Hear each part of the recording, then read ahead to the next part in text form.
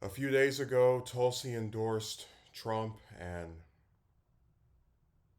I normally have a whole just thing where I first speak and then play the clips. But I decided to start off with those two clips instead of interrupting them because they really illustrate my biggest problem with her, which is the blatant grift. So her endorsement came as no surprise to me. It was really a matter of when she would do it because she deluded herself along with some other people into thinking that she had a chance to be Trump's running mate, and I knew there was no way in hell he would pick somebody that had been a Democrat as recently as 5 short years ago. But she gave the endorsement, which is not a shock because she has endorsed nothing but Republicans since becoming a supposed independent. She they always talk about Rhino. She is an IINO and independent in name only because every single person that she has supported for office since leaving the Democratic Party has been Republicans. Obviously, to get in good graces with that party. But I wanted to go through some of Grifting Gabbard's comments and just kind of explain because her whole thing is she's the anti-war lady, right? She's the one that despises war, even though she's completely fine with the Israeli-Hamas conflict in terms of supporting Israel. But whatever. We'll ignore that. We'll scratch that from the record. She said that Trump has the courage to meet with adversaries, dictators, allies, and partners alike in the pursuit of peace, seeing war as a last resort. Okay, I was someone who said it was a good thing that Trump met with Kim Jong Un. I had no problem with that. I defended him. I said I don't care who the president is as long as they have meetings instead of sanctions and you know bombings. I'm completely content with that type of with diplomacy over death and destruction. But even if you give him credit for that, because she says that Trump sees war as a last resort.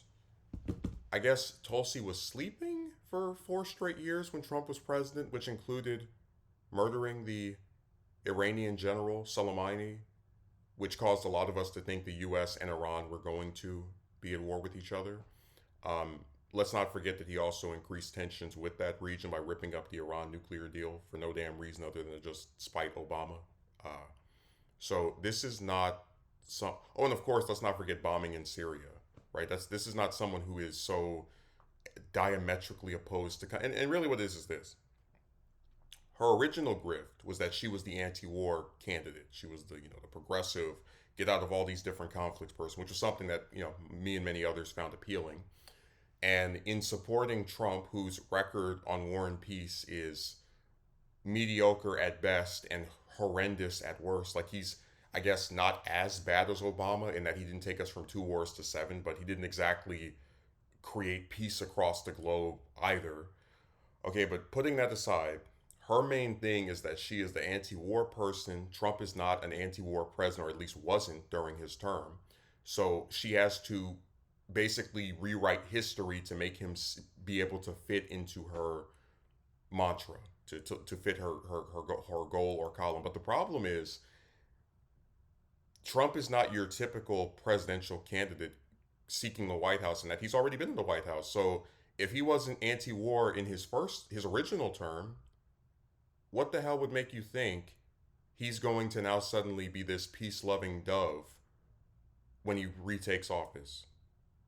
If he retakes office, I should say. Like what is the logic there?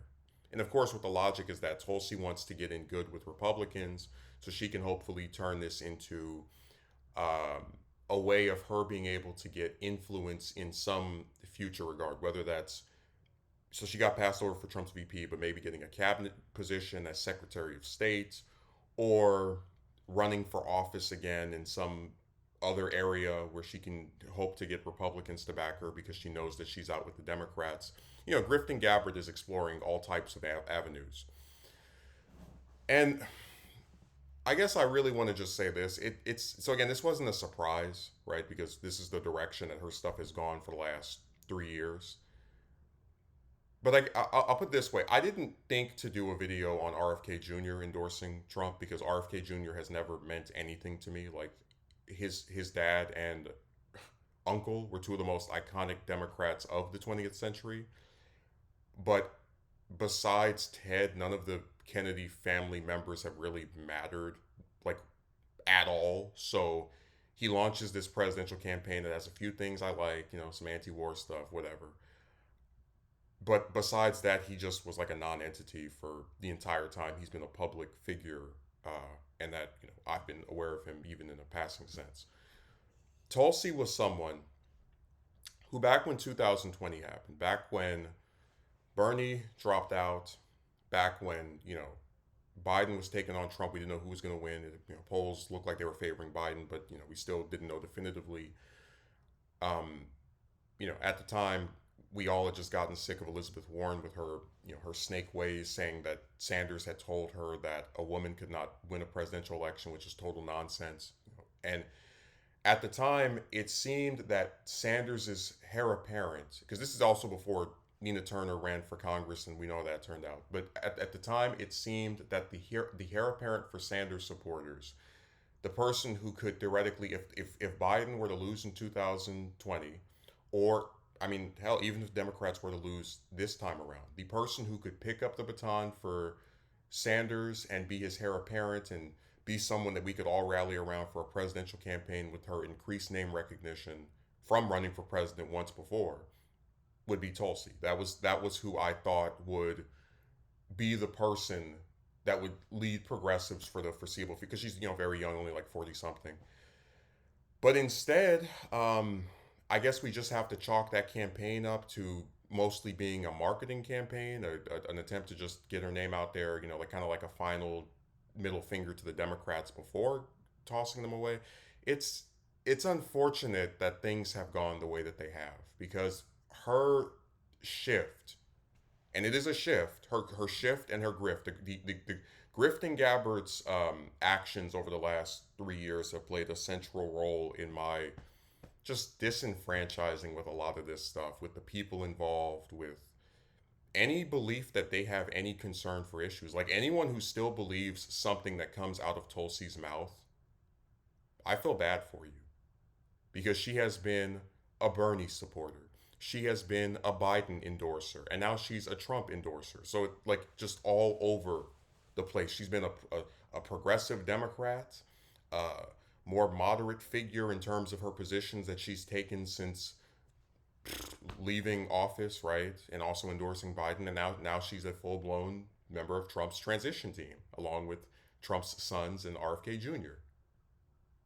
And this is the person I'm supposed to believe has any damn principles whatsoever. And I've said this before, Republicans, I'm sure, have worse positions. They say worse things.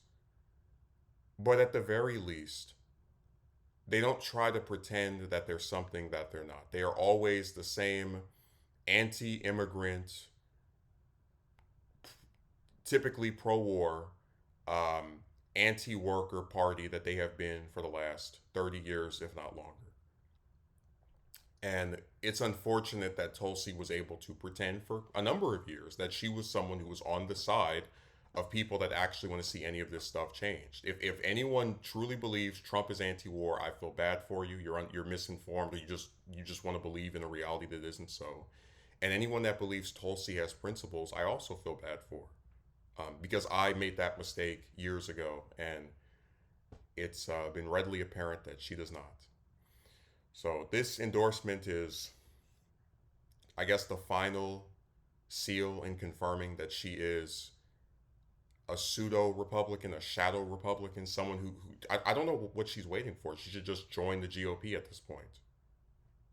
You can be the anti-war GOP person that endorses all of the pro-war GOP people, and then wonders why the position that she supposedly cares about never gets implemented, even though you actually don't care about anything other than lining up your pocket, which is, it seems to be working. I mean, her original video endorsing Biden has 80,000 views, which is not small, but it is what it is. Very good number in my opinion. But her Trump endorsing one has 1 million. So her grift has been working out. She's been lining her pockets with her stupid book and taken positions that are all over the place, right? In terms of what she used to say versus what she says now. So it's all been very lucrative for her. I just am saddened that the people who have to suffer are the voters that made the mistake of thinking she was in it for anything but herself.